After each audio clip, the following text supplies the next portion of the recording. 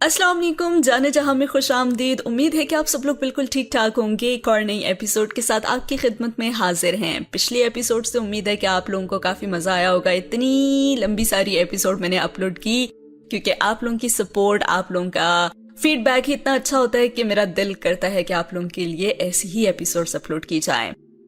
जनाब, अगली एपिसोड आ चुकी है और अगली एपिसोड भी थोड़ी सी अफसरदा है क्योंकि पेट्रस इबाका का एक कैरेक्टर इंट्रोड्यूस हुआ था पिछली एपिसोड में। पेट्रस इबाका कांगो में रहने वाले पसकामत लोग जिनके राइट्स छीने जा रहे थे उनसे, उनके लिए आवाज उठाने वाला वो शख्स था जिसने सालार से मिलने के लिए बहुत ज्यादा कोशिश की और आखिरकार वो कामयाब भी हो गया था। और उसने वो सारे प्रूफ्स दिखाए कि किस तरह से वर्ल्ड बैंक उनकी जमीन पर कब्जा करके उन्हें वहां से निकालना चाह रहा है। उसने उसे सारे प्रूफ्स दिखाए जिसने सालार के जमीर को जगा दिया और सालार उसके साथ खड़ा हो गया।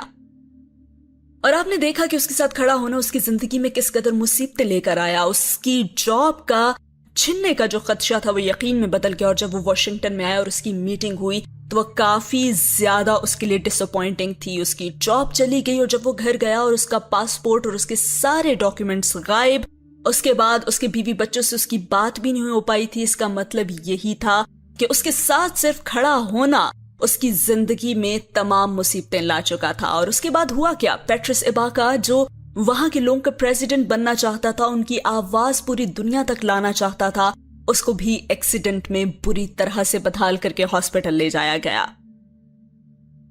ऐसा ही होता है ना जिंदगी में, जब भी कोई किसी के लिए आवाज उठाता है किसी अच्छे मकसद के लिए, या तो वो बिल्कुल अकेला रह जाता है या फिर उसे मार दिया जाता है या फिर उसके लिए हालात ऐसे बना दिए जाते हैं कि वो खुद ही उस चीज से पीछे हट जाता है। फैमिली इंसान की बहुत बड़ी कमजोरी होती है और इसी कमजोरी का फायदा उठाते हुए लोग इसका इस्तेमाल करते हैं। पेट्रस इबाका इस वक्त बहुत बुरी हालत में हॉस्पिटल में मौजूद है और उसके बचने के चांसेस बहुत कम हैं। ये देखकर बहुत ज्यादा अफसोस हुआ कि एक इंसान जो बहुत अच्छी यूनिवर्सिटी में पढ़ने के बाद भी, इतनी अच्छी तालीम लेने के बाद भी वापस आ जाता है। किस लिए? अपनों के लिए, ताकि सिर्फ उसकी अपनी जिंदगी ना बदले। वो अपने बारे में नहीं सोच रहा था, वो अपने खानदान वालों के बारे में सोच रहा था कि इतना कुछ जो उसके लिंक्स हैं, इतनी एजुकेशन जो उसने हासिल की है, तो वो किसी तरह से अपने खानदान की जिंदगियों को बेहतर बना सके, उनके हकूक उन्हें दिलवा सके। लेकिन आखिर में क्या हुआ वो आप सबको पता है। जानते हैं कि अगली एपिसोड में क्या होता है। क्या पेट्रस इबाका सरवाइव कर पाएगा या नहीं, आपको अभी पता चल जाएगा। तो चलिए वीडियो को शुरू करते हैं। वो दिन वर्ल्ड बैंक के लिए बहुत बड़ी खुशखबरी लेकर आया था। पेट्रस इबाका कोमा की हालत में जख्मों की ताब ना लाते हुए मर गया था और सालार सिकंदर ने वो खबर बैंक से वापस होटल आकर टीवी पर सुनी थी। ये उसके लिए एक और धचका था, मगर ये वो खबर थी जो उसके लिए गैर मुतवक्का नहीं थी। वो पेट्रस इबाका की जो हालत देखकर आया था, उसके बाद उसका दोबारा नॉर्मल होना नामुमकिन था। लेकिन वो रात वर्ल्ड बैंक के लिए स्याह तरीन रात थी। पेट्रस इबाका मरने से पहले वर्ल्ड बैंक की मौत का सामान कर गया था। जी हां, बेशक वो दिन वर्ल्ड बैंक के लिए बहुत बड़ी खुशखबरी थी, लेकिन रात स्याह तरीन रात थी। उसने क्या किया था? चलिए थोड़ा सा वक्त में पीछे जाते हैं और उसने मरने से पहले क्या किया था वो जान लेते हैं।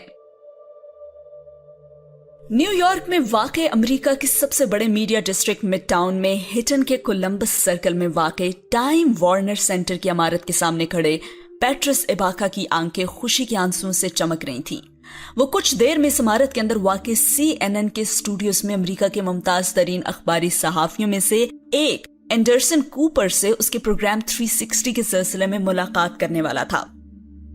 एंडरसन कूपर 2 हफ्ते बाद कांगो में बारानी जंगलात के हवाले से एक प्रोग्राम करने जा रहा था। उसने इंग्लैंड और यूरोप के अखबारात में पेट्रस इबाका के इंटरव्यूज और पिग्मीज की बका के लिए चलाई जाने वाली उसकी मुहिम के बारे में बुनियादी मालूमात लेने के बाद अपनी टीम के एक फर्द के जरिए उससे राब्ता किया था।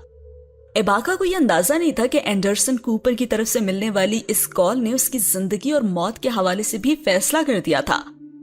लेकिन यहाँ पे ताखीर बस थोड़ी सी हुई थी उसकी निगरानी करने वाले लोगों से।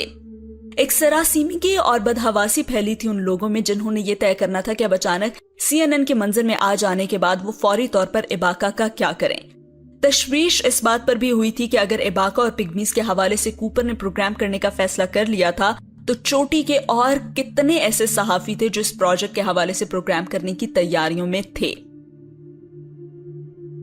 इबाका जिन छोटे मोटे न्यूज चैनल्स और जर्नलिस्ट को बड़ा और ताकतवर समझकर वॉशिंगटन में उनके साथ घंटों गुजारता था, वो सब पहले ही इबाका की निगरानी करने वाले लोगों की फहरिस्त में शामिल थे। उनसे इबाका के हवाले से पहले ही बात कर ली गई थी और उन्हें इस प्रोजेक्ट और इस इश्यू की कवरेज के हवाले से स्टेट डिपार्टमेंट की हिदायत भी पहुंचाई गई थी कि अमरीकी मफादात के लिए इस प्रोजेक्ट के हवाले से कोई मनफी खबर की कवरेज और रिपोर्ट किस कदर नुकसानदेह हो सकती है। यानी कि वो मीडिया जिससे इबाका बात करता था हक की आवाज बुलंद करने की, वो पहले ही बिक चुका था। और इन छोटे चैनल्स और न्यूज जर्नलिस्ट को ताबे करना आसान था, लेकिन CNN जैसे बड़े इदारे को भी अमेरिकन मफादात को हर चीज पर बालातर रखने की सोच के ताबे रखना मुश्किल नहीं था, मगर मुश्किल था तो इन न्यूज जर्नलिस्ट की आलमी मकबूलियत और पहुंच पर कंट्रोल रखना, जो CNN पर जब भी किसी इशू को कितना भी अमेरिकी मफादात को बालातर रखने की पॉलिसी के बावजूद उठाते तो वो दुनिया में किसी न किसी नए तनाजे को जन्म दे देता था। और अब भी यही सूरत हाल थी। और यहां भी इबाका को मॉनिटर करने वाले लोगों को अचानक दरपेश आने वाला चैलेंज यही था। अब कूपर ने तो पेशकश कबूल कर ली थी कि वो इबाका के साथ प्रोग्राम करेगा और वो किसी भी तरह से पीछे हटने वाला नहीं था, उसका रिकॉर्ड ही कुछ ऐसा था। तो इस मसले को हल करने के लिए उन्हें वाहिद हल यही मिला कि किसी तरह से पैट्रिस इबाका को ही रोक दिया जाए, वो किसी कीमत पर उस शो में पहुंच ही ना सके। लेकिन यहां कूपर इबाका से उस स्टेज पर राब्ता कर रहा था जब वो और उसकी टीम पहले ही इस इशू पर बहुत ज्यादा काम करने के बाद कांगो रवानगी की तैयारियों में थी। और अब इस सूरत हाल में क्या जाता, यह था वो चैलेंज जिसने फौरी तौर पर इबाका और कूपर की मुलाकात के हवाले से CIA को परेशान कर दिया था। और इसी परेशानी में इजाफा तब हो गया था जब इबाका उस कॉल के मिलने के फौरन बाद ही वॉशिंगटन से न्यूयॉर्क के लिए चल पड़ा था। और जब तक उनका अगला लाए अमल फाइनल हो सका, इबाका का टाइम वार्नर सेनेटर पहुंच चुका था। एंडरसन कूपर के साथ 2 घंटे के गर्मा गर्म नशिस्त के बाद वो जब CNN स्टूडियो से बाहर निकला था तो इबाका का जोश पहले से भी ज्यादा बढ़ चुका था। कूपर इस प्रोजेक्ट के हवाले से जिन मजीद लोगों से बातचीत करने वाला था उनमें सालार सिकंदर का नाम सरे फहरिस्त था। CIA को इसका अंदाजा था। ये वो दिन था जब सालार सिकंदर सफर करते हुए रात को वॉशिंगटन पहुंच रहा था और उसे अंदाजा नहीं था कि बदकिस्मती उससे पहले उसके इंतजार में वहां बैठी थी। इबाका ने उस इमारत से निकलने के बाद सेंट्रल पार्क की तरफ जाते हुए बेहद खुशी के आलम में सालार को टेक्स्ट किया था और उसे बताना चाहता था कि वो अब CNN तक रसाई हासिल कर चुका था और कूपर ही के हवाले से उसे वॉशिंगटन के CNN स्टूडियोज में उसी की टीम के चंद और लोगों से भी मिलने का मौका मिल गया था और इबाका 7वें आसमान पर था। वो टेक्स्ट बहुत लंबा था, उसमें और भी बहुत कुछ था और पैट्रिस का जोशो खरोश वहीं खत्म नहीं हुआ था। उसने इस बहुत लंबे टेक्स्ट को करते करते उसे ईमेल कर दिया था। सालार सिकंदर इस वक्त अपनी फ्लाइट पर था और कुछ घंटों के बाद वो जब वॉशिंगटन उतरा था तब तक उसके राब्तों के तमाम जराए जेरे निगरानी आ चुके थे। पैट्रिस इबाका की वो आखिरी ईमेल सालार सिकंदर को इसकी मौत के बाद मिली थी, लेकिन इन लोगों को सालार सिकंदर के जहाज से उतरने से कई घंटे पहले मिल गई थी, जो पैट्रिस इबाका की जिंदगी और मौत के हवाले से फैसला कर रहे थे। बाज़ औक़ात किसी शख्स की जिंदगी किसी दूसरे की मौत की वजह बन जाती है और किसी दूसरे की मौत किसी और की जिंदगी। इबाका की मौत के फैसले ने CIA के फौरी तौर पर सालार सिकंदर को मार देने की हिकमत अमली बदल दी थी, वरना इससे पहले सालार सिकंदर को बैंक के हेडक्वार्टर में होने वाले मुज़ाकरात के बाद उसके इनकार और मामला हल न करने की सूरत में एक हादसाती मौत का सामना करना था। एंडरसन कूपर से इबाका की होने वाली अचानक मुलाकात ने CIA को यकदम पसपा कर दिया था। वो इबाका और सालार दोनों को इकट्ठा नहीं मार सकते थे, शायद मारने का सोच ही लेते अगर इत्तफाकी तौर पर वो दोनों एक ही वक्त में अमेरिका में मौजूद ना होते और वो भी 2 करीबी शहरों में। वो ऐसा कोई रिस्क नहीं ले सकते थे कि किसी तफ्तीश शुरू होने की सूरत में इबाका और सालार की तिबई अमवात के दरमियान कोई और कुदरती ताल्लुक निकाल लिया जाता। सालार को फिलहाल सिर्फ खौफजदा करने का फैसला किया गया था और CIA को अंदाजा नहीं हुआ था कि उन्होंने गलत हिकमत अमली اور غلط آدمی پر لاگو کرنے کا فیصلہ کیا تھا۔ سالار کے حوصلے پس نہیں پڑے تھے، سالار کے حوصلے اور بلند ہو گئے تھے اور اب وہ ٹھان چکا تھا کہ وہ کر کے دکھائے گا انہیں۔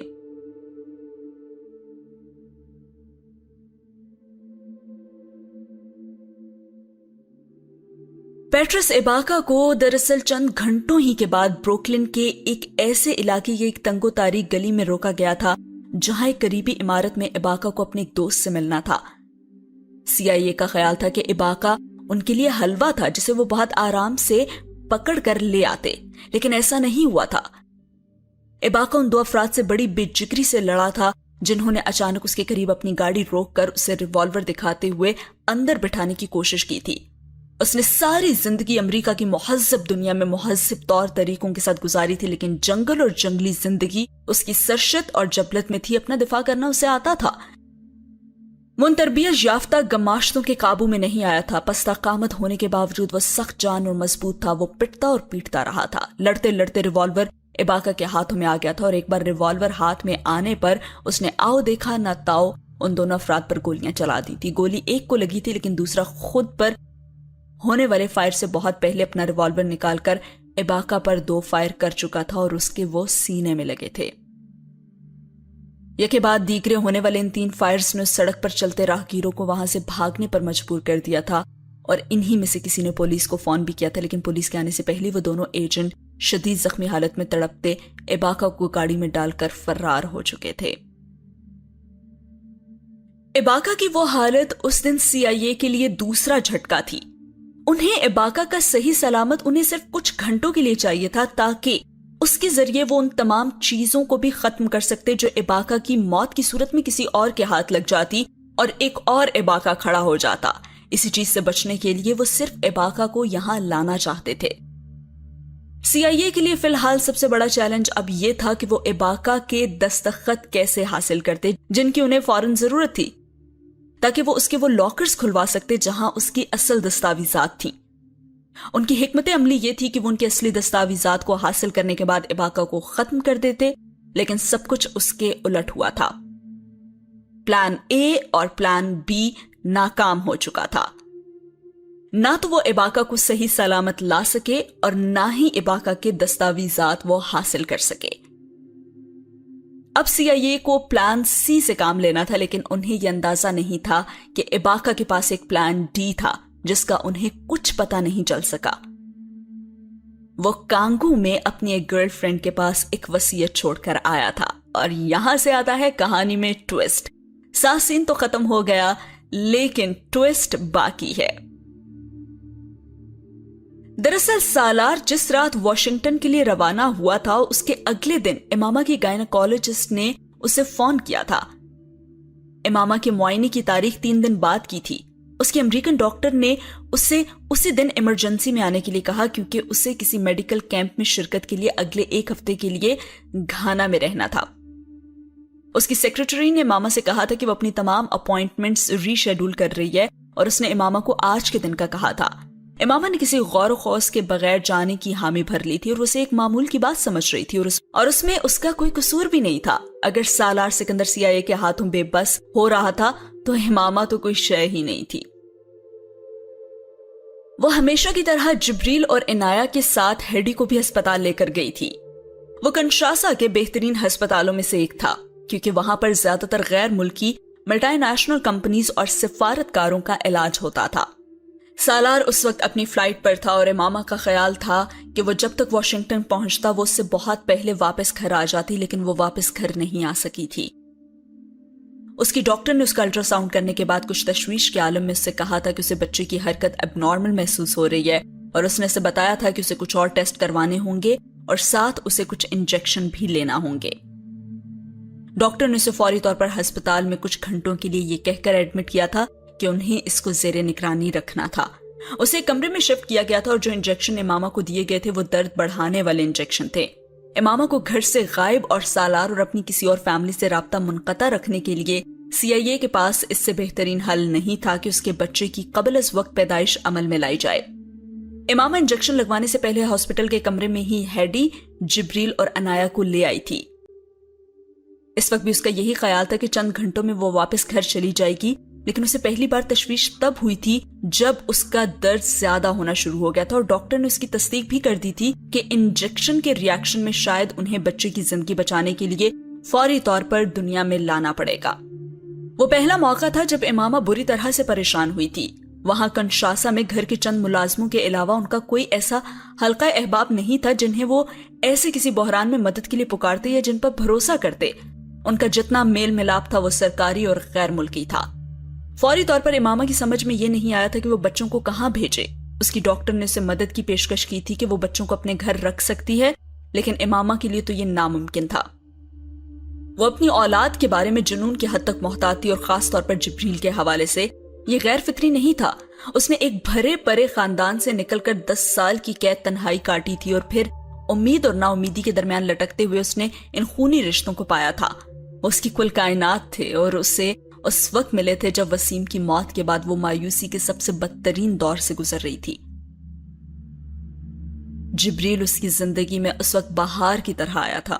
اس کے وجود کے اندر پلتے ہوئے بھی اس نے ماں کو کسی مسیحے کی طرح سنبھالا تھا۔ جبریل عام بچوں جیسی عادات نہیں رکھتا تھا۔ ذہانت اسے باپ سے ورثے میں ملی تھی، لیکن برداشت اس نے کہاں سے لی تھی یہ امامہ جان نہیں پائی تھی۔ اس کے دونوں ہی بچے ضدی اور شرارتی نہیں تھے، لیکن جبریل میں ایک عجیب سی سنجیدگی اور سمجھداری تھی جو اس کے معصوم چہرے پر بلا کی سجتی تھی۔ ہسپتال میں امامہ اور ڈاکٹر کے درمیان ہونے والی تمام گفتگو بھی اس کے سامنے ہی ہو رہی تھی اور وہ چپ چاپ بیٹھا سن اور دیکھ رہا تھا۔ امامہ نے ہیڈی کو اپنے بچوں کی ذمہ داری سونپنے سے پہلے جبریل کو عنایا کی ذمہ داری سونپی تھی۔ اسے بہن کا خیال رکھنے کا کہا تھا اور کبھی بھی اسے اکیلا نہ چھوڑنے کا کہا تھا۔ جبریل نے ہمیشہ کی طرح سر ہلایا تھا فرمانبرداری سے۔ یہ ذمہ داری اسے پہلی بار نہیں سونپی گئی تھی، ہمیشہ ہی سونپی جاتی تھی۔ لان میں اکیلے کھیلتے ہوئے، کسی شاپنگ مال میں شاپنگ کے دوران، پروم میں بیٹھے، گاڑی میں اکیلے بیٹھے جب سالار کبھی کسی سروس اسٹیشن یا کسی اور جگہ اکیلا انہیں لے کر جاتا اور کچھ منٹوں کے لیے اتر کر کچھ لینے جاتا، جبریل خود بخود کمانڈ سنبھالنے کے لیے تیار ہو جاتا تھا اور عنایا بھائی کی فرمانبرداری کرتی رہتی تھی۔ ایک بار پھر جبریل کو ایک ذمہ داری سونپی گئی تھی۔ ایک بار پھر اس نے ہمیشہ کی طرح ماں کو تسلی دی تھی اور وہ کہنے لگا، ماما آپ نیا بیبی لے آئیں، میں اس بیبی کا خیال رکھوں گا۔ 4 سالہ جبریل نے انگلش میں ماں کو تسلی دی تھی اور اس کی تسلی ماما کے ہونٹوں پر اس تکلیف میں بھی مسکراہٹ لے آئی تھی۔ آپریشن تھیٹر میں جانے سے پہلے اس نے ان دونوں کو گلے لگا کر چوما تھا اور پھر ہیڈی کو ان کا خیال رکھنے کا کہہ کر اور سالار کو اطلاع دینے کا کہتے ہوئے اپنا فون اور بیگ تھما گئی تھی۔ اور جب وہ ہوش میں آئی تھی تو اس کمرے میں وہ اکیلی تھی۔ وہاں نہ ہیڈی تھی، نہ جبریل، نہ عنایا اور نہ ہی حمین۔ اور ساتھ ہی ہوا یہ سین بھی ختم۔ اگلے سین میں یوٹیوب پر کسی نے ایک ویڈیو اپلوڈ کی تھی جس میں ایک سیاہ فام بروکلن کے ایک نسبتاً پسماندہ حصے میں ایک پاس سے گزرنے والی گاڑی سے یکدم نکلنے والے 2 سفید فام لوگوں سے لڑتا نظر آیا تھا۔ ان سفید فاموں کے ہاتھوں میں موجود ریوالور سے بچنے کی کوشش کرتا، انہیں چھینتا اور ان پر فائر کرنے کے بعد ان میں سے ایک کے ہاتھوں گولی کھا کر گرتا نظر آیا تھا۔ پھر ان دونوں افراد کا اسے بے رحمی سے گھسیٹ کر گاڑی میں تقریباً پھینکنے والے انداز میں گرایا جانا بھی اس ویڈیو میں تھا۔ ویڈیو سیل فون سے نہیں، اس بلڈنگ میں رہنے والے ایک سیاہ فام 9 عمر بچے نے ہینڈی کیم سے بنائی تھی جو اتفاقاً اس جگہ سے بالکل قریب ایک بلڈنگ کی دوسری منزل کی کھڑکی سے ایک اسکول پروجیکٹ کے سلسلے کی ایک ویڈیو شوٹ کر رہا تھا۔ اس بچے نے ویڈیو شوٹ کرتے ہوئے بھی چلا چلا کر ان دونوں افراد کو سیاہ فام کو کھینچ کر گاڑی میں ڈالنے سے روکنے کی کوشش کی تھی، لیکن اس کوشش میں ناکامی کے بعد اس نے گاڑی کی نمبر پلیٹ کو زوم کر کے ریکارڈ کیا تھا۔ پولیس کو ویڈیو دینے سے پہلے اس نے وہ ویڈیو سیاہ فاموں کے ساتھ امریکہ میں ہونے والی زیادتیوں پر مبنی ایک ویب سائٹ پر منتقل کی تھی۔ اگلے 12 گھنٹوں میں وہ ویڈیو یوٹیوب پر دستیاب ہو گئی تھی۔ اس پر بے شمار لوگوں نے رد عمل کا اظہار کیا اور سفید فاموں کے لیے گالیاں بھی تھی۔ وہ 12 گھنٹوں میں یوٹیوب سے نیوز چینل پر آ گئی اور وہاں سے بین الاقوامی نیٹ ورکس پر۔ پیٹر سباکا کو پہچانا مشکل نہیں تھا، وہ بہت جلد پہچانا گیا تھا اور پولیس اس جگہ سے قریبی ہسپتال میں بھی پہنچ گئی جہاں وہ ایجنٹس इबाका की जिंदगी बचाने के लिए फौरी तिब्बी इमदाद दिलाने गए थे और हॉस्पिटल के इंतजामिया को यह भी पता था कि वो एक स्पेशल मरीज था जिसे CIA के 2 एजेंट्स लेकर आए थे और उसकी हालत कुछ बेहतर होने पर सर्जरी के फौरन बाद वहां से ले गए थे। NYPD ने CIA से राब्ता किया था और उन्हें यह भी पता चल गया था कि इबाका को फौरी तौर पर वॉशिंगटन मुंतकिल कर दिया गया था और वो वहां मर चुका था। CIA अब सर पीट रही थी कि वो मीडिया पर पैट्रिस इबाका के एक हादसे में जख्मी होकर हॉस्पिटल जाने वाली खबर को कैसे दुरुस्त साबित करती। पैट्रिस इबाका के एक्सीडेंट में शदीद जख्मी होने की खबर मीडिया पर चलाना उनकी ऐसी हिकमत अमली जो अब उनके गले की हड्डी बन गई थी। तूफान यूट्यूब पर क्या मचा था? तूफान तो वो था जो CIA हेडक्वार्टर्स में आ गया था। एक आसान तरीन समझा जाने वाला ऑपरेशन CIA के मुंह पर जिल्लत और बदनामी थोपने वाला था और साथ ही अमेरिकन गवर्नमेंट और वर्ल्ड बैंक भी फंसने वाले थे। और फिलहाल CNN को इस मुसीबत से निजात तो एक तरफ, इस पर काबू पाने का भी कोई तरीका समझ में नहीं आ रहा था। कभी कभी इंसान को उसकी बेवकूफी नहीं, उसकी जरूरत से ज्यादा चालाकी ले डूबती है। CIA के साथ भी यही हुआ था। एक तीर से 2 शिकार करते करते वो अपनी कमान ही तोड़वा बैठे थे। उन्होंने पैट्रिस को न्यूयॉर्क के उसी हॉस्पिटल में छोड़ दिया होता तो उनकी बचत हो जाती। वो उसे किसी हादसे का जख्मी दिखाकर उससे जान छुड़ाना चाहते थे और यह काम वो वॉशिंगटन में करना चाहते थे जहां सालार सिकंदर था। और उस दिन वॉशिंगटन में सिर्फ एक हादसा हुआ था जिसका एक जख्मी पैट्रिस इबाका को जाहिर करके दोनों का तबादला किया गया था। हॉस्पिटल की इंतजामिया को इबाका के हवाले से मालूमात थी, बिल्कुल न्यूयॉर्क इस हॉस्पिटल की तरह जहां इबाका को पहली बार ले जाया गया था। उसकी हालत मुसलसल बिगड़ रही थी और CIA सर्जरी के बाद हॉस्पिटल से उसे अपने ठिकाने पर ले जाकर भी उससे कोई काम की बात नहीं पूछ सकी थी।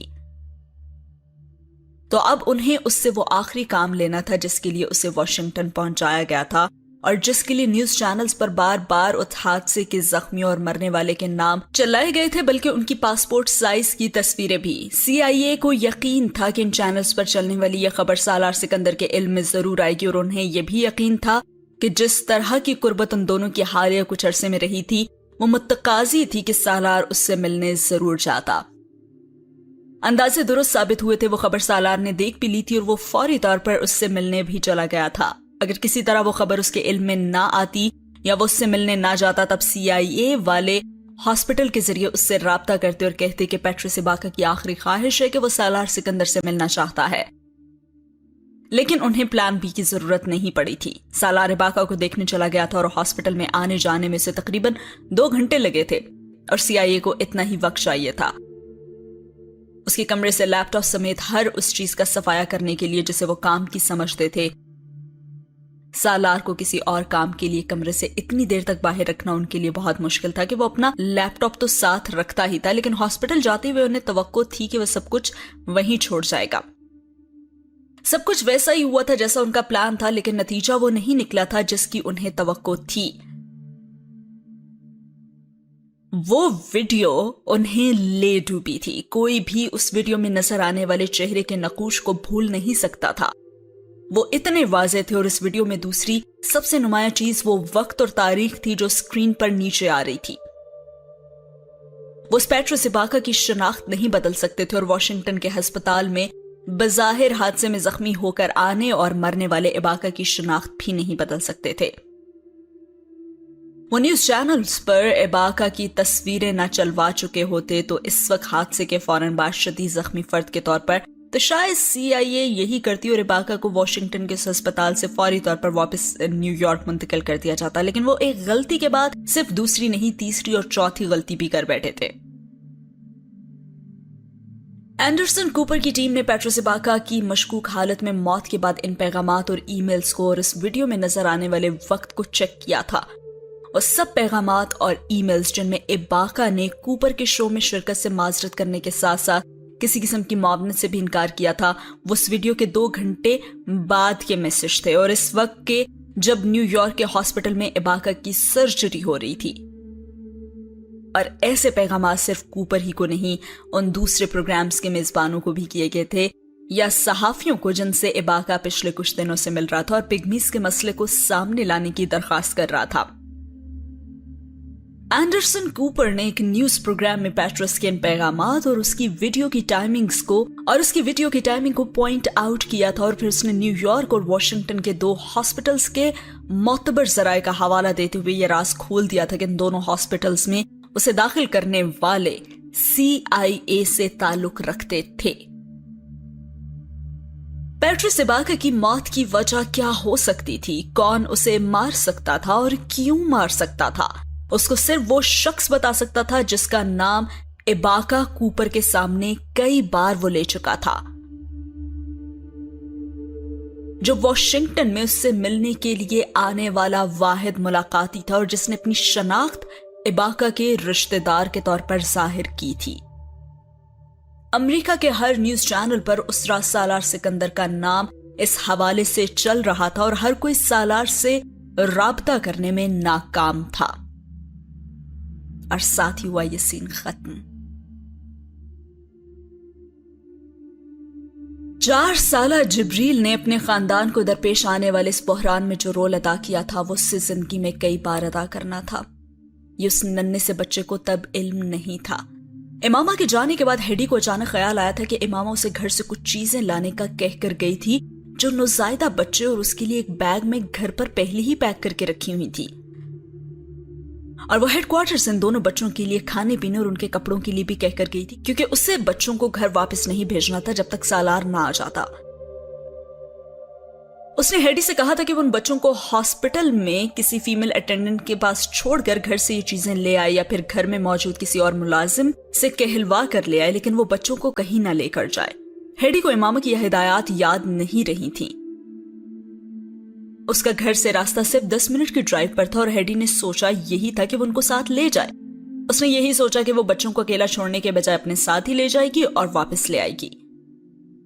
जिब्रील ने साथ ले जाने की इस कोशिश के जवाब में सिर्फ इनकार करते हुए उसे याद दिलाया था कि मम्मी ने उससे कहा था कि वो वहीं रहेंगे और वो उन्हें साथ नहीं ले जाएगी, और हेडी को याद आया तो उसने दोबारा इसरार नहीं किया। वो जिब्रील को बहुत अच्छी तरह से जानती थी।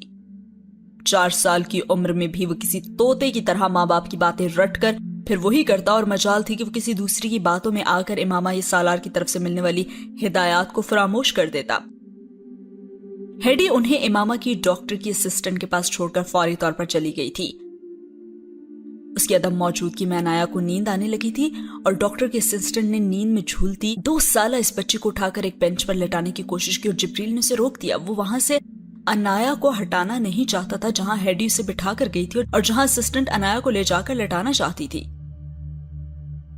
हालांकि वो साथ वाला ही कमरा था, लेकिन 4 साल का वो बच्चा अपनी 2 साला बहन के साथ वहीं पब्लिक में बैठे रहना चाहता था, क्योंकि उसे किसी अजनबी के साथ कहीं नहीं जाना था, किसी ऐसी जगह जो दूर होती। असिस्टेंट कुछ हैरान होकर वापस टेबल पर आ गई थी। वो एक इंटरेस्टिंग बच्चा था। उसने अपनी कुर्सी पर बैठते उसे देखते हुए सोचा। वो इनाया अब जिब्रील की गोद में सर रखे सो चुकी थी और वो बेहद चुकन्ना बैठा मुलाकाती कमरे में आने जाने वालों को देख रहा था। और तब वो औरत उन दोनों के बराबर में आकर बैठी और उसने जिब्रील को एक मुस्कुराहट देते और उसका सर थपथपाया, और जवाबन उस बच्चे के तासुरात ने उसे समझा दिया था कि उसे ये बेतकल्लुफी अच्छी नहीं लगी थी। इस औरत ने दूसरी बार सोई हुई अनाया के बालों में उंगलियां फेरने की कोशिश की तो इस पर जिब्रील ने उसका हाथ बड़ी नरमी से परे करते हुए सरगोशी से कहा, she is sleeping. Oh sorry. American औरत बज़ाहिर शर्मिंदगी जाहिर करते उसे देखकर मुस्कुराई और जिब्रील ने एक बार फिर स्पॉट चेहरे और उसकी तरफ देखे बगैर उसकी मुस्कुराहट नजरअंदाज की। इस औरत ने अपना पर्स खोलकर उसके अंदर से चॉकलेट की एक बार निकालकर जिब्रील की तरफ बढ़ाई। No thanks. जवाब चॉकलेट आगे बढ़ाए जाने से पहले ही आ गया था। अच्छा, आपको पता है मेरे पास खिलौने भी हैं। उसने खिलौने सामने जिब्रील के रखे और उसकी सर्द मेहरी की दीवार तोड़ने की अगली कोशिश थी। जिब्रील ने उससे खिलौने पर एक नजर डाले बगैर बहुत शाइस्तगी से कहा, would you please stop bothering us. एक लम्हे के लिए वो औरत चुप ही रह गई थी। ये जैसे शट अप कॉल थी उसके लिए, मगर वो वहां मुंह बंद करने के लिए नहीं आई थी। उन्हें उन दोनों बच्चों को वहां से ले जाना था और उनका ख्याल था आते जाते मुलाकातियों में 2 कमसिन बच्चों को बहला फुसलाकर वहां से ले जाना क्या मुश्किल था। जोर जबरदस्ती वो इतने लोगों के सामने अनाया के साथ कर सकते थे, जिब्रील के साथ नहीं। वो मुंतजिर था कि इनाया की तरह वो 4 साला बच्चा भी थक कर सो जाए, फिर शायद उनको किसी तरह वहां से हटा दिया जाए। लेकिन उसे जिब्रील के तासुरात से अंदाजा हो रहा था कि उसका सोने का कोई इरादा नहीं था। वो 10-15 मिनट बैठे रहने के बाद वहां से उठ गई। उसे इन बच्चों के हवाले से नई हिदायत लेनी थी और 5 मिनट बाद जब वो वापस आई तो हेडी वहां उन दोनों के पास मौजूद थी। वो औरत एक गहरा सांस लेकर रह कि वो इन दोनों को कोई नुकसान नहीं पहुंचाना चाहते थे, सिर्फ अपनी निगरानी में रखना चाहते थे जब तक अमेरिका में सालार के साथ मामला तय ना हो जाते। अमेरिका में सालार को उसकी फैमिली के हवाले से साफ जवाब देने के बावजूद CIA उसकी फैमिली पर नजर रखे हुए थे। वो औरत एक बार फिर उस विजिटर रूम में कहीं और बैठ गई।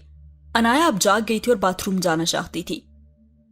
हेडी उसे बाथरूम लेकर जाना चाहती थी और उसने जिब्रील को एक बार फिर वहीं ठहरने का कहा था। वो नहीं ठहरा था और वो किसी तरह भी अनाया को अपनी आंखों से ओझल करने पर तैयार नहीं था। हेडी को उसे भी बाथरूम लेकर जाना पड़ा था और वो औरत भी उठकर उनके पीछे बाथरूम आई थी और जिब्रील ने उस औरत को एक बार फिर नोटिस किया था। Why are you stalking us? Wash basin में हाथ धोने में मसरूफ वो औरत करीबी बेसन में हाथ धोती हेडी के साथ खड़े उस बच्चे का जुमला सुनकर जैसे एड़ियों पर घूमी थी। ना भी घूमती तो भी उसे अंदाजा था कि वो बच्चा उसे ही मुखातिब कर रहा था। हेडी ने उस औरत को देखा और माजरत खाना अंदाज में मुस्कुराई, यूं जैसे वो जिब्रील के इस तबसरे से मुत्तफिक नहीं थी, लेकिन जिब्रील उसी नाखुशगवार अंदाज में उस औरत को देख रहा था। 45 साल की उस औरत ने मुस्कुराते उस 4 साल के बच्चे को सराहा था। वो पहली बार एक 4 साल के बच्चे के हाथों पसपा हुई थी और वो उसे सराहे बगैर नहीं रह सकती थी। वो जिन भी माँ बाप की औलाद तक कमाल तरबियत हुई थी उसकी। हेडी उन दोनों को लेकर वहां से चली गई, लेकिन वो औरत नहीं गई थी। वो एक बार फिर उस बच्चे से वो जुमला नहीं सुनना चाहती थी जो उसने कुछ देर पहले सुना था। बेहतर था उसे भेजने वाले उसकी जगह किसी और को भेज देते। हेडी ने बार बार इमामा से भी मिलने की कोशिश की थी और उसके बच्चों को भी इमामा से मिलवाने के लिए डॉक्टर से इसरार किया था, क्योंकि अनाया बेकरार हो रही थी। डॉक्टर ने उसे एक इंक्यूबेटर में पड़ा हुआ हमीन तो दिखा दिया था, लेकिन इमामा तक रसाई नहीं थी। उसने एक बार फिर उसे दोनों बच्चों को उसकी तहवील में देने का कहा था और हमेशा की तरह जिब्रील अड़ गया था। नींद से बोझल आंखों और थकावट के बावजूद वो अनाया का हाथ पकड़े बैठा हुआ था, क्योंकि मम्मी ने उसे अनाया का ख्याल रखने को कहा था। उसने इंक्यूबेटर में वो बेबी बॉय भी देख लिया था जिसे मम्मी लेने गई थी, लेकिन मम्मी कहाँ थी? ये सवाल अब सिर्फ उसे ही नहीं, हेडी को भी परेशान कर रहा था। वो अब कंशासा में सालार के ऑफिस के जरिए उससे राब्ता करने में मसरूफ थी, लेकिन सालार गायब था और कांगो में वर्ल्ड बैंक पर कयामत टूटने वाली थी। और सिर्फ वर्ल्ड बैंक पर नहीं, उन मगरबी अक़वाम के नुमाइंदों पर भी जो कांगो में इस्तामारियत के सतून बन बैठे थे। साथ ही हुआ ये सीन खत्म। पेट्रोस इबाका अपनी मौत के 24 घंटों में ही सिर्फ कांगो के पिग्मीज का नहीं, पूरे अफ्रीका का हीरो बन गया था। उस खिते ने आज तक सिर्फ बिकने वाले हुक्मरान देखे थे जो अरबों डॉलर्स के कमीशन लेकर अपने मुल्क की हर चीज बेचने के लिए हर वक्त तैयार बैठे थे। उस खिते ने हीरो पहली बार देखा था, जान देने वाला हीरो। पेट्रोस इबाका सारी जिंदगी पुरअमन तरीकों से जदोजहद करता और उसका दर्स देता रहा था, लेकिन अपनी मौत के बाद उसकी जो वसीयत मंजरे आम पर आई थी, उसमें उसने पहली बार अपनी गैर मुतवक्के और गैर फितरी मौत की सूरत में अपने लोगों को लड़ने के लिए उकसाया था। उस जंगल को बचाने के लिए उन्हें सफेद फामों को मार भगाना था, चाहे उसके लिए कुछ भी करना पड़े। अपनी इसी वसीयत में उसने वर्ल्ड बैंक, अमेरिका और इन दूसरी आलमी ताकतों को शदीद तनकीद का निशाना बनाते हुए उन्हें इन सब के खिलाफ जहाद करने के लिए कहा था। वो मुसलमान नहीं था, लेकिन मज़ाहिब का तकाबली जायजा लेता रहा था और उसे अपने लोगों के साथ होने वाली नाइंसाफी और जुल्म के खिलाफ बगावत के लिए जहाद से ज्यादा मौजू लफ्ज नहीं मिला था। उसने सिर्फ पिग्मीज को मुखातिब किया था, सिर्फ उन्हें जंगलों से निकलकर शहरों में आकर लड़ने के लिए कहा था। वर्ल्ड बैंक और इन ऑर्गेनाइजेशंस के हर दफ्तर पर हमला करके वहां काम करने वालों को मार भगाने का कहा था, लेकिन उस रात वो सिर्फ पिग्मीज नहीं थे जो इबाका की कॉल पर वर्ल्ड बैंक के साथ साथ गैर मुल्की ऑर्गेनाइजेशंस पर चढ़ दौड़े थे। वो कांगो के इस्तामारियत के हाथों सालों से इस्तेहसाल का शिकार होते हुए अवाम थे जो बाहर निकल आए थे। کنشاسا میں اس رات کنشاسا کی تاریخ کے وہ سب سے بڑے فسادات ہوئے تھے جن میں کوئی سیاہ فام نہیں، صرف سفید فام مارے گئے تھے۔ ورلڈ بینک کے دفتروں پر حملہ کر کے انہیں لوٹنے کے بعد آگ لگا دی گئی تھی، اور یہ سلسلہ صرف وہیں تک نہیں رکا تھا۔ ورلڈ بینک کے حکام کی رہائش گاہوں پر بھی حملے، لوٹ مار اور قتل و غارت ہوئی تھی، اور ان میں سالار سکندر کا گھر بھی تھا۔ وہ سالار سکندر کا گھر نہیں تھا جسے آگ لگائی گئی تھی، وہ ورلڈ بینک کے سربراہ کا گھر تھا جسے ہجوم نے اس رات تباہ کر دیا تھا۔ کانگو میں اس رات 150 کے قریب امریکیوں اور یورپ کے لوگوں کو مارا گیا تھا، اور ان میں اکثریت ورلڈ بینک اور دوسری عالمی تنظیموں میں کام کرنے والے افراد اور ان کے خاندان کے افراد کی تھی۔ ورلڈ بینک کے 40 افراد ان فسادات میں مرے تھے، اور یہ 40 لوگ نچلے عہدوں پر کام کرنے والے لوگ نہیں تھے، وہ ورلڈ بینک کے سینئر اور جونیئر مینجمنٹ تھی۔ اپنی اپنی فیلڈ کے ماہر نامور لوگ جو کئی سالوں سے اس بینک اور اس کے مختلف آپریشنز اور پروجیکٹ سے منسلک تھے، اور جو کانگو میں اس ادارے کے ستونوں کے طور پر کانگو کے طول و عرض میں پھیلے ہوئے تھے۔ ورلڈ بینک کی تاریخ میں پہلی بار ورلڈ بینک کے خلاف فسادات اور اس کے عملے کا قتل عام کیا گیا تھا۔ اس سے پہلے دنیا میں ورلڈ بینک کے افسران کو صرف انڈے ٹماٹر مار کر یا ان کے چہروں اور کپڑوں پر سرخ رنگ پھینک کر احتجاج کیا جاتا رہا تھا، اور وہ احتجاج کسی اثر اور تبدیلی کے بغیر ختم ہو جاتا تھا۔ وہ مہذب دنیا میں رہنے والوں کا احتجاج تھا، یہ اس غیر مہذب دنیا میں رہنے والوں کا احتجاج تھا جنہیں مہذب دنیا نے انسانوں سے کمتر سمجھ کر رکھا تھا۔ اسٹیٹ ڈپارٹمنٹ، ورلڈ بینک اور CIA ہیڈ کوارٹرز میں آپریشن روم کی دیواروں پر لگی اسکرینوں پر تینوں اداروں کے سینئر حکام صرف دم سادھے بے بسی کے ساتھ کانگو کے مختلف علاقوں میں ہونے والے ان فسادات کے مناظر کو دیکھ رہے تھے۔ ان کو بچانے کی کوششیں ہو رہی تھی، لیکن فوری طور پر کوئی بھی کانگو کے ان فسادات میں عملی طور پر نہیں کود سکتا تھا۔ وہ زیادہ نقصان دہ ہوتا ورلڈ بینک اور دوسرے اداروں کا۔ جو جانی اور مالی نقصان ہوا تھا وہ پورا کر لیا جاتا، لیکن جو ساکھ اور نام ڈوبا تھا اسے بحال کرنے کے لیے کوئی معجزہ ہی چاہیے تھا۔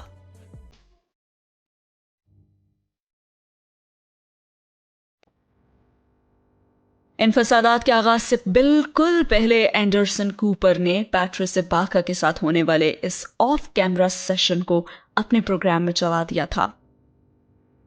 تب تک اسے یہ اندازہ نہیں تھا کہ اس رات کانگو میں کیا ہونے والا تھا۔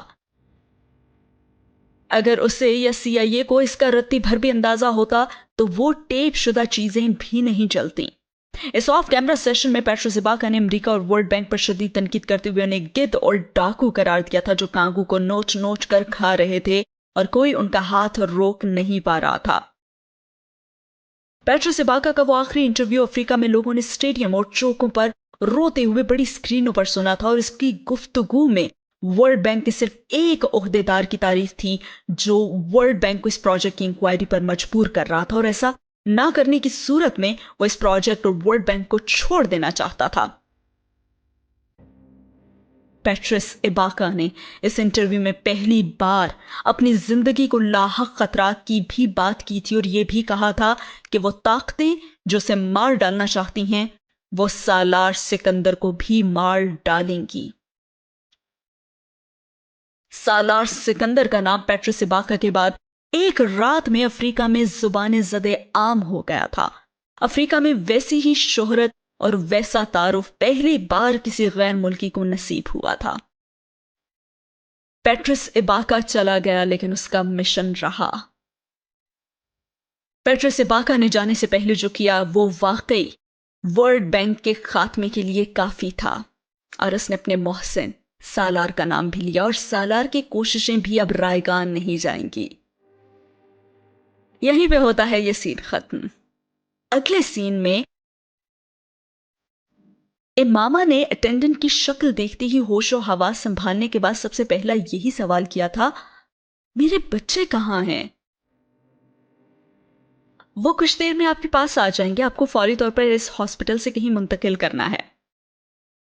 अटेंडेंट ने बेहद मुहज़्ज़ब अंदाज में उससे कहा था। इमामा ने बिस्तर से उठने की कोशिश की थी और बेख्तियार कर्राह कर रह गई थी। जख्म वाली जगह अब सुन नहीं रही थी। उसे लगा था जैसे कोई खंजर किसी ने यकदम उसके पेट के निचले हिस्से में खूंपा था। अटेंडेंट ने जल्दी से आगे बढ़कर उसे वापस लेटाने में मदद की और उसे लेटाने के बाद साइड टेबल पर रखी उस ट्रे में से एक इंजेक्शन उठाकर सिरिंज में भरना शुरू कर दिया जो वो लाई थी। देखिए, मुझे कोई इंजेक्शन नहीं लगवाना, मुझे अपने बच्चों को देखना है प्लीज, इमामा ने बेहद तुर्शी से उससे कहा था।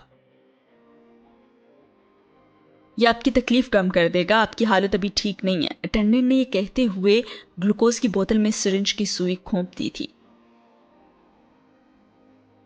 इमामा ने अपने हाथ की पुश्त पर टेप के साथ चिपकाई हुई सिरिंज निकाल दी। मुझे फिलहाल किसी मेडिसिन की जरूरत नहीं, मुझे अपने बच्चों से मिलना है और अपने शौहर से बात करनी है।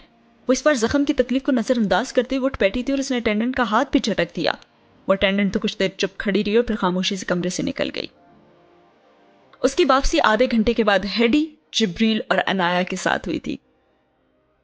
कमरे का दरवाजा खुलते ही मां पर पहली नजर पड़ते ही जिब्रील और अनाया शोर मचाते हुए उसकी तरफ आ गए थे और उसके बिस्तर पर चढ़कर उससे लिपट गए थे।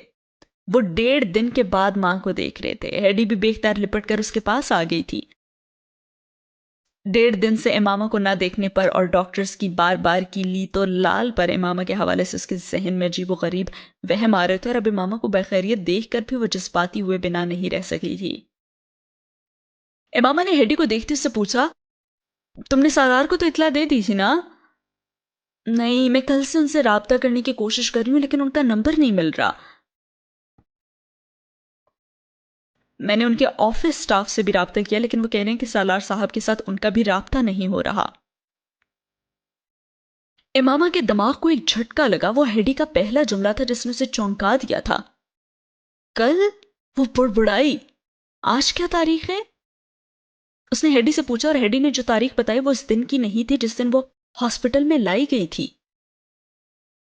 वो पिछली दोपहर को हॉस्पिटल आई थी और उस वक्त अगली रात हो चुकी थी। उसे यकीन नहीं आ रहा था वो इतने लंबे अरसे तक ख्वाब आवर अद्वियात के जेरे असर रखी गई थी। और कल से सालार ने कोई राब्ता नहीं किया था। वो अमेरिका तो कल ही पहुंच चुका था, फिर उससे राब्ता क्यों नहीं हो रहा था? उसने हेडी से अपना बैग लेकर आने के लिए कहा और फोन निकालकर उसने उस पर कॉल की कोशिश की। अटेंडेंट ने उसे बताया कि हॉस्पिटल के इस हिस्से में सिग्नल्स नहीं आते। वो उसका मुंह देखकर रह गई। अपने सेल फोन पर उसने सब चैट एप्स और टेक्स्ट मैसेजेस चेक कर लिए थे। कल से आज तक कुछ भी नहीं आया था। उस वक्त से लेकर जब वो हॉस्पिटल आई थी अब तक। बेहद तशवीश लाहक होने के बावजूद इमामा ने यही समझा था कि हॉस्पिटल में सिग्नल्स के इश्यूज की वजह से वो कोई कॉल या टेक्स्ट रिसीव नहीं कर सकी।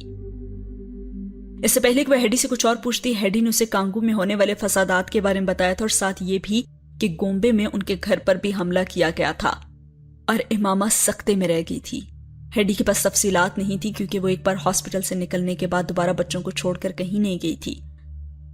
उसके पास जो भी खबरें थी वो उसके खानदान के अफराद की तरफ से फोन पर मिल रही थी और फिर हॉस्पिटल में लगे टीवी सेट पर नशर होने वाली न्यूज से।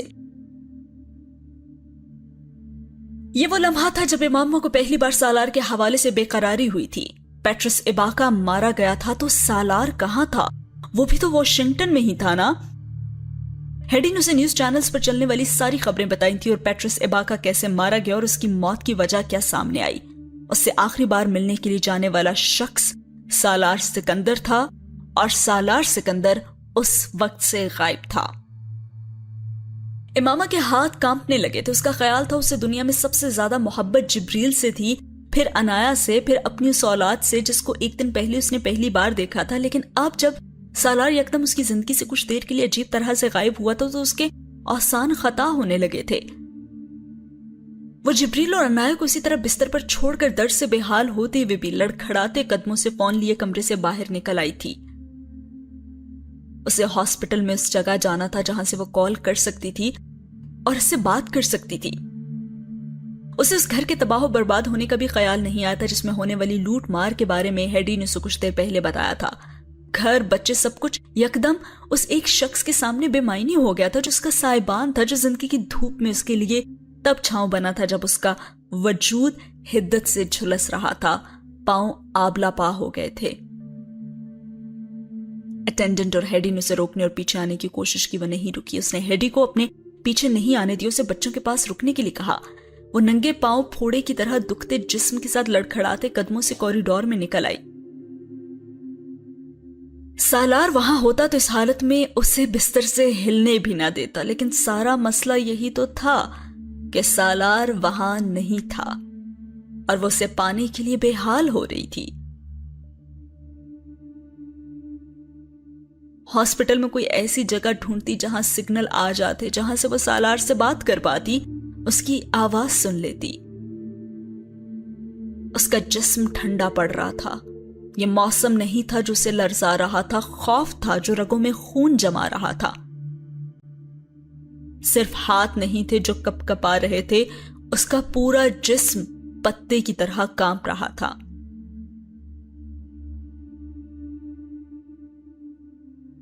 آپ کے شوہر بالکل ٹھیک ہیں، میں تھوڑی دیر میں ان سے آپ کی بات کرواتی ہوں۔ امامہ لڑکھڑاتے قدموں سے چلتے چلتے ساکت ہوئی اور اٹینڈنٹ کی آواز پر پلٹی تھی اور پھر وہاں کھڑے کھڑے جیسے موم کی طرح پگھلنے لگی تھی۔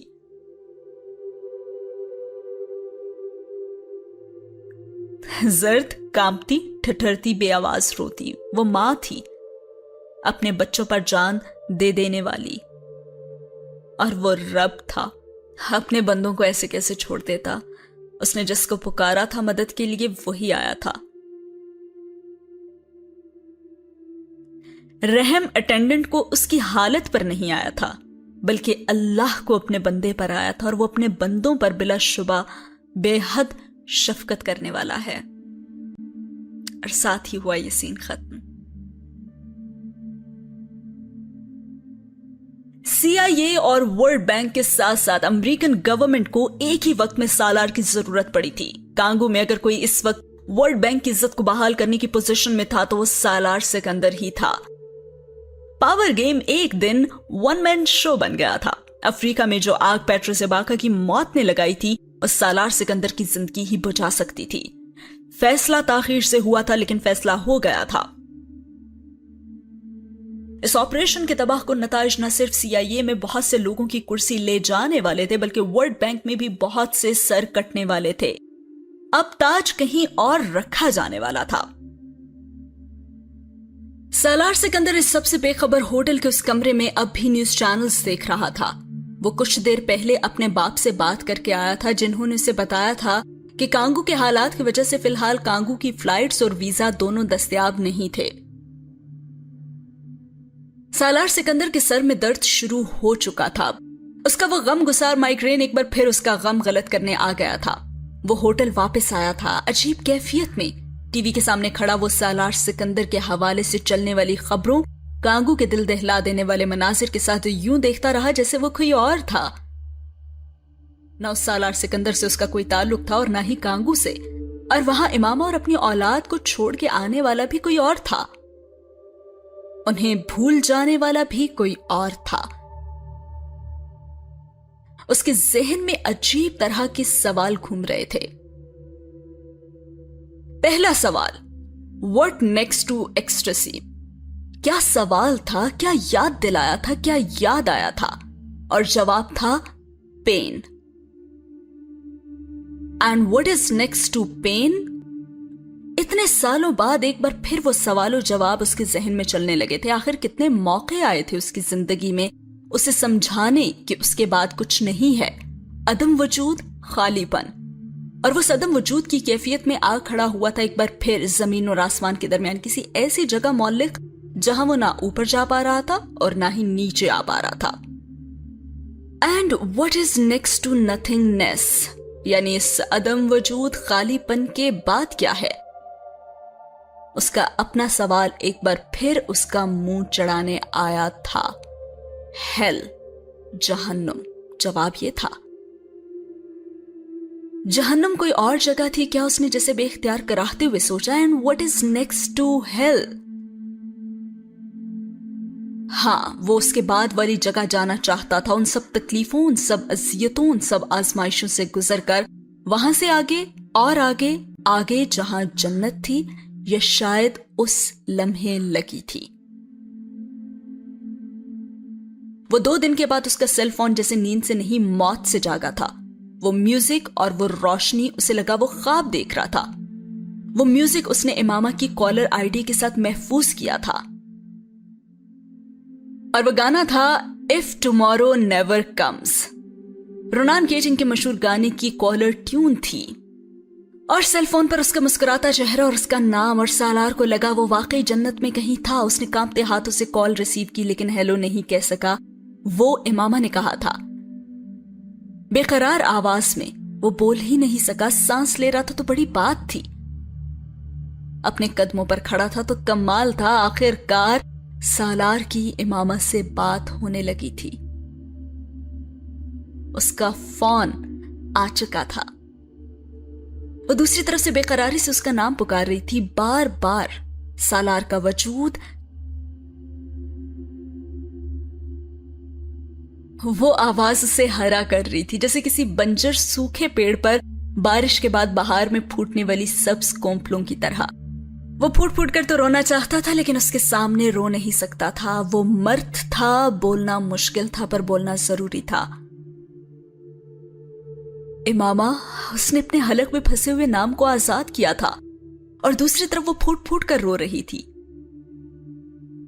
وہ عورت تھی، یہ کام بڑی آسانی سے کر سکتی تھی کیونکہ اسے بہادری اور مردانگی کے جھنڈے نہیں گاڑنے ہوتے،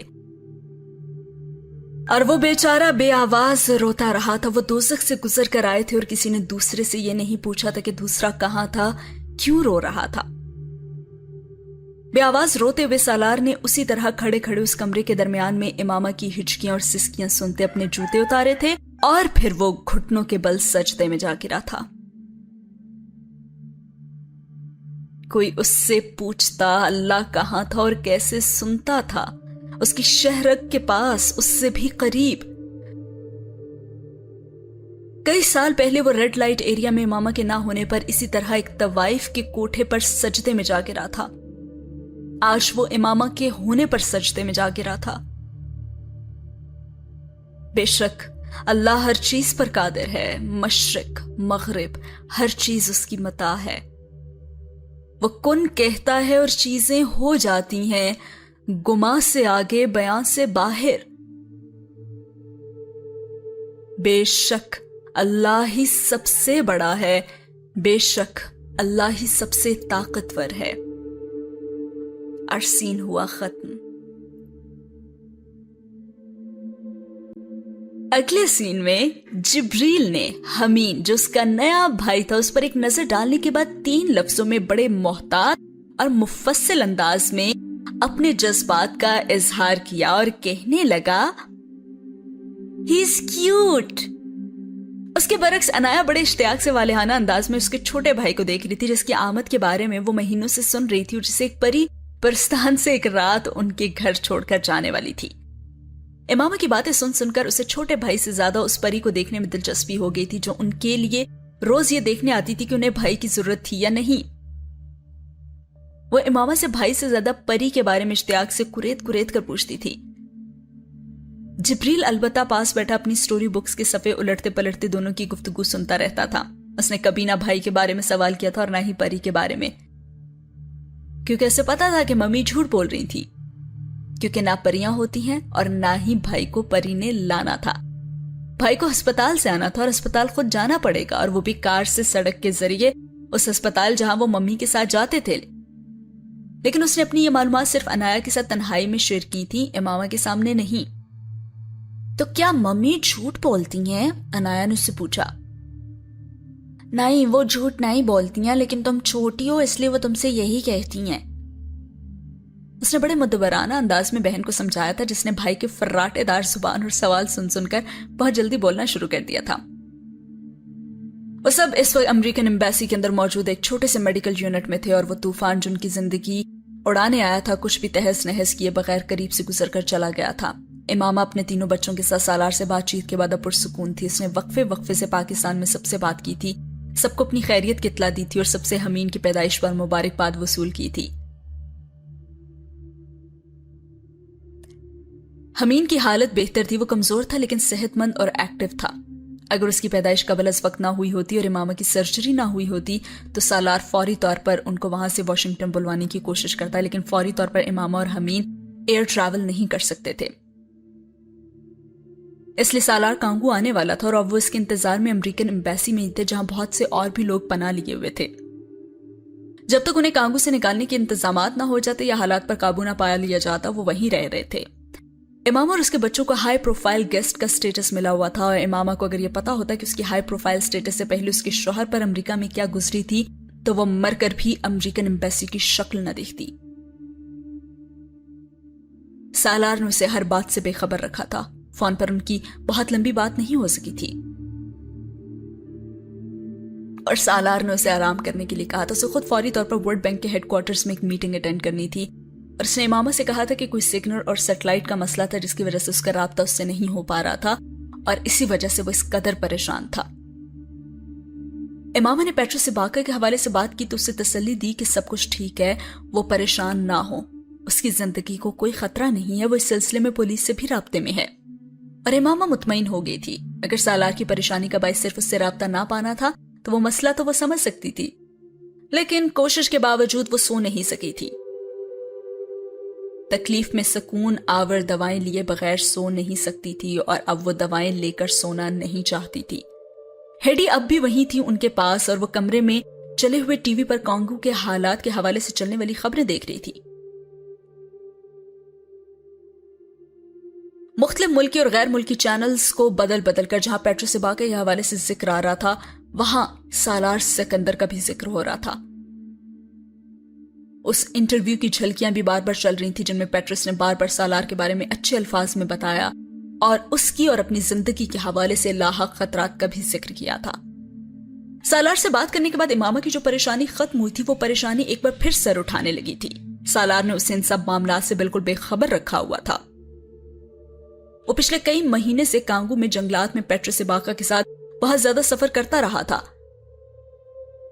وہ صرف یہ جانتی تھی اور سمجھتی تھی کہ یہ آفیشل کام تھا، لیکن ورلڈ بینک اس پروجیکٹ کے حوالے سے سالار سکندر کی اختلافی رپورٹ کے بارے میں اسے پہلی بار پتا چلا تھا، وہ بھی پیٹروس ایباکا کے اس انٹرویو کے ذریعے۔ معاملات اتنے صاف اور سیدھے نہیں تھے جتنے واشنگٹن میں بیٹھا سالار اسے بتا رہا تھا۔ وہ یقیناً مصیبت میں تھا، لیکن اسے کیوں بے خبر رکھ رہا تھا؟ امامہ کو احساس ہونے لگا تھا۔ وہ وہاں کنشاسا میں بیٹھ کر اس سے ان سب چیزوں کے بارے میں فون پر سوالات نہیں کرنا چاہتی تھی، اس کے سامنے بیٹھ کر اس سے پوچھنا چاہتی تھی کہ اس کے ساتھ کیا ہوا۔ تبھی جبریل نے اسے مخاطب کیا اور وہ سوچوں سے چونکی۔ ماما ایک بات تو بتائیں، who wants to kill پاپا؟ وہ اس کے سوال پر منجمد ہو گئی۔ 4 سالہ وہ بچہ بے حد تشویش سے اس سے پوچھ رہا تھا اور امامہ کو ٹی وی دیکھتے ہوئے اندازہ ہی نہیں ہوا تھا کہ وہ بھی اس کے ساتھ بیٹھا ٹی وی پر یہ سب کچھ سن اور دیکھ رہا تھا اور اپنے باپ کے حوالے سے ہونے والی ایسی گفتگو کو وہ سمجھ سکتا تھا۔ وہ بے شک بلا کا ذہین تھا اپنے باپ کی طرح۔ امامہ اور سالار اس کے سامنے گفتگو میں بہت محتاط رہتے تھے۔ تب امامہ نے ٹی وی آف کر دیا اور اب وہ اسے ٹالنا چاہتی تھی۔ No one wants to kill your papa, okay؟ اس نے جبریل کو اپنے ساتھ لگاتے ہوئے کہا اور وہ تکیے سے ٹیک لگائے نیم دراز تھی۔ اللہ آپ کے پاپا کی حفاظت کر رہا ہے اور ہم سب کی، اسے تھپتھپاتے ہوئے بولی۔ تو ماما اللہ نے پیٹروس ایباکا کی حفاظت کیوں نہیں کی؟ اور امامہ لاجواب ہوگی۔ بڑوں کے سوالوں کے جواب آسان ہوتے ہیں، بچوں کے نہیں۔ جبریل کے سوال اسے ہمیشہ ایسے ہی لاجواب کرتے تھے۔ وہ بحث نہیں کرتا تھا، بس بات پوچھتا تھا، اب سنتا تھا، سوچتا تھا اور خاموش ہو جاتا تھا، مگر امامہ یہ سمجھ نہیں پاتی تھی کہ اس کے جواب نے اسے قائل کیا بھی تھا یا نہیں۔ وہ بچہ گہرا تھا، اس کا احساس اسے تھا اور وہ بہت حساس بھی تھا۔ وہ اس سے بھی لا علم تھی، لیکن اسے یہ اندازہ نہیں تھا کہ وہ اپنے ماں باپ کے حوالے سے بہت ساری باتیں سوچتا تھا جو وہ ان سے پوچھتا بھی نہیں تھا۔ اچھا یہ بتاؤ تمہارا چھوٹا بھائی تمہیں کیسا لگتا ہے؟ امامہ نے اب اس کی توجہ ایک دوسرے موضوع کی طرف لے جانے کی کوشش کی۔ ماما ہی از کیوٹ، اس نے جواب دیا تھا امین کے بغور جائزے کے بعد، لیکن اس جواب میں جذباتیت، خوشی اور حیرانی مفقود تھی۔ تمہارے جیسا لگتا ہے نا؟ امامہ نے اسے خوش کرنے کی کوشش کی۔ نہیں مجھے تو نہیں لگتا۔ جبریل نے کچھ اور احتیاط سے بغور اس کا جائزہ لینے کے بعد ماں کو فوراً جواب دیا تھا۔ اسے شاید ماں کا یہ تبصرہ اور مماثلت اچھی نہیں لگی تھی۔ اچھا تم سے کیسے ڈفرنٹ ہے یہ؟ امامہ نے دلچسپی سے پوچھا۔ ماما اس کی مونچھیں ہیں، میری تو نہیں ہیں۔ امامہ بے ساختہ ہنسی، وہ امین کے چہرے بالائی لب پر آنے والی روئیں کو دیکھ رہی تھی۔ انایا اب بھی امامہ کے بیڈ کے بالکل قریب پڑے انکیوبیٹر کی دیوار سے چپکی کھڑی تھی، یوں جیسے امین چڑیا گھر کا کوئی جانور تھا جسے وہ گلاس وال سے ناک اور ہاتھ ٹکائے واؤ والے تاثرات کے ساتھ دیکھ رہی تھی۔ یہ میری طرح لگتا ہے، اس نے بہت مدھم آواز میں اٹکتے ہوئے امامہ کو مطلع کیا تھا۔ وہ انایا کی مدھم آواز پر ہنس پڑی۔ وہ احتیاط کر رہی تھی کہ سویا ہوا بھائی بیدار نہ ہو جائے۔ انہیں اندازہ نہیں تھا وہ سویا ہوا بھائی نہیں تھا، سویا ہوا جن تھا جو بیدار ہونے کے لیے اپنے باپ کی آمد کا انتظار کر رہا تھا۔ سالار سکندر اور امامہ ہمیشہ اپنے آپ کو خوش قسمت سمجھتے تھے کہ اللہ تعالیٰ نے انہیں ایسی اولاد دی تھی جو بالکل مشکل نہیں تھی، نہ ہی ان دونوں نے اسے کسی بھی لحاظ سے تنگ کیا تھا۔ ان کے خاندان، دوستوں اور جبریل کے اسکول میں بھی ان دونوں کے بچوں کو مثالی بچے اور انہیں مثالی والدین مانا جاتا تھا۔